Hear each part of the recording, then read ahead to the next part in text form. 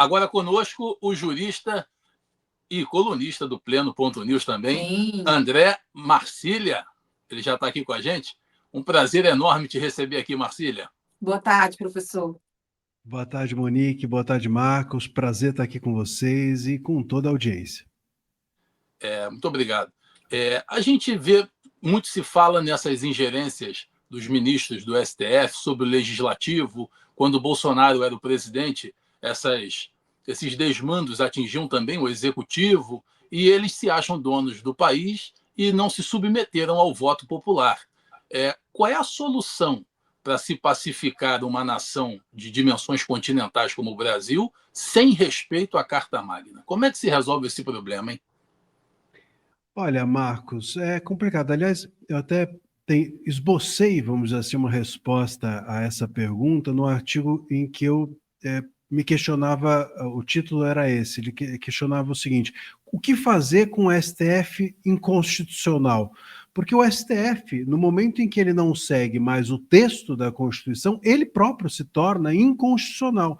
Pode aparentemente ser uma contradição, né? Porque, enfim, o STF é quem diz o que é ou não inconstitucional, mas se ele não segue o texto da Constituição, ele próprio pode sim se tornar inconstitucional. E aí o que fazer? Bom, a gente precisa, nesse caso, fazer uma reforma do judiciário a sério. Então, repensar questões como, por exemplo, foro privilegiado, repensar questões como, por exemplo, de que maneira que você pode não ter os mesmos ministros no TSE e no STF, para não haver ali trocas indevidas, e até mesmo limitar alguns dos poderes de decisões monocráticas, enfim, um combo, algum tipo de situação que possibilite um combo reformista para o judiciário. Porque a Constituição, quando entregou para o STF a possibilidade de dar a última palavra, pensou em segurar os excessos e abusos dos outros poderes, mas não pensou que isso poderia vir do próprio judiciário, do próprio STF. Ele conteria o excesso dos outros, mas ninguém pensou que ele próprio seria o abusador, que ele próprio traria os excessos. No entanto, para isso, Marcos, não basta a gente fazer uma reforma hoje. Hoje, uma reforma é criar mais lei para eles interpretarem com a sua própria criatividade. É jogar gasolina numa fogueira ruim. Creio, portanto, que para haver um clima para uma reforma, a gente precisa ter um Congresso um pouco mais comprometido com as suas funções de conter os demais poderes. Hoje a gente tem um Congresso submetido completamente.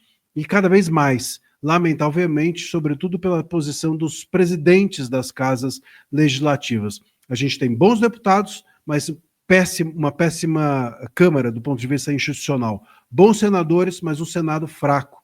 E isso é que precisa ser mudado.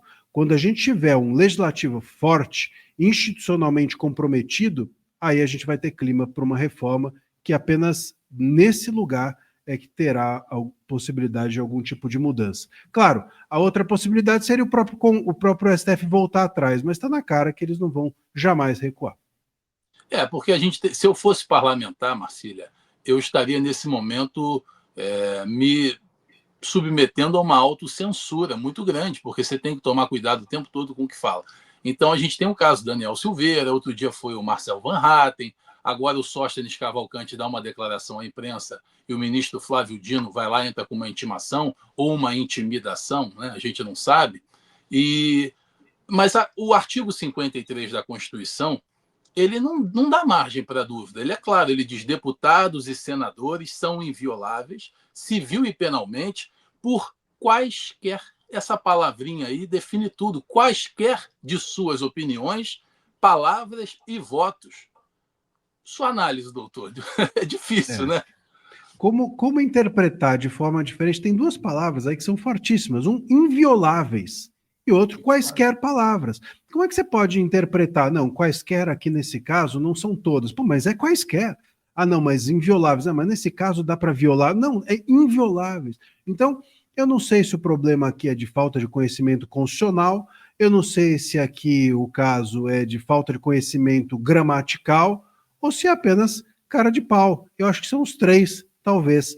Não faz nenhum sentido o artigo 53, a imunidade parlamentar ser relativizada. Até porque, é bom que se diga, a liberdade de expressão do parlamentar é maior do que a nossa.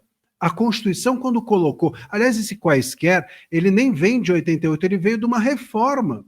Então, uma reforma recente. Portanto, isso significa que nós ainda acrescentamos mais direitos aos parlamentares para falar. Isso foi a ideia, não apenas da Constituição lá atrás, porque as pessoas podem falar, não, lá atrás era outro mundo. Sim, mas houve uma reforma e esse artigo foi mudado para se tornar ainda mais robusto e fortalecido em relação a essa liberdade de expressão do parlamentar. E por quê? Porque a liberdade deles é maior que a nossa, porque a liberdade deles representa uma coletividade. Quando eu falo por mim. Quando um parlamentar fala, ele fala por todos aqueles que ele representa, todos aqueles nos quais que receberam dele o voto. Então, há um direito ali que não é apenas individual, mas que é coletivo, e por isso a liberdade parlamentar é ainda maior do que as nossas garantias individuais. E isso tem sido atacado, relativizado, arranhado pelo STF, que passa a interpretar a Constituição de acordo com a sua própria cabeça.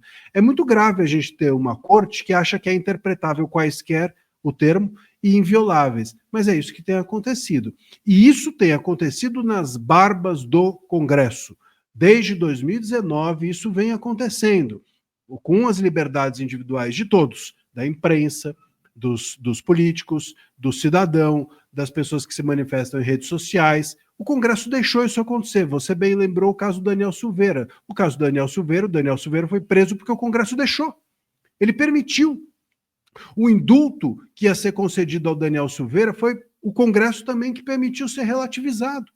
A gente teve agora essas medidas todas contra-parlamentares, Van Hatten, o próprio Nicolas e etc., todas elas aconteceram por motivação de parlamentares que foram lá, e, enfim, em geral, bancada do PSOL, que vai lá e ajuiza uma ação. Então, assim, o próprio parlamento, enquanto instituição, permite a fragilização que ocorreu e feita e foi promovida pelo STF. Isso é que precisa ser revertido. Antes que o Congresso não sirva para realmente mais nada, o que não está longe. Hoje os congressistas, se falam, não podem. Se votam, é inconstitucional. O STF diz que é inconstitucional. E se não votam, como no caso das redes, o STF vai lá e supre, regulando ele próprio. Então, para que serve o parlamento? O parlamento parece que está formalmente aberto, mas informalmente fechado. Perfeito.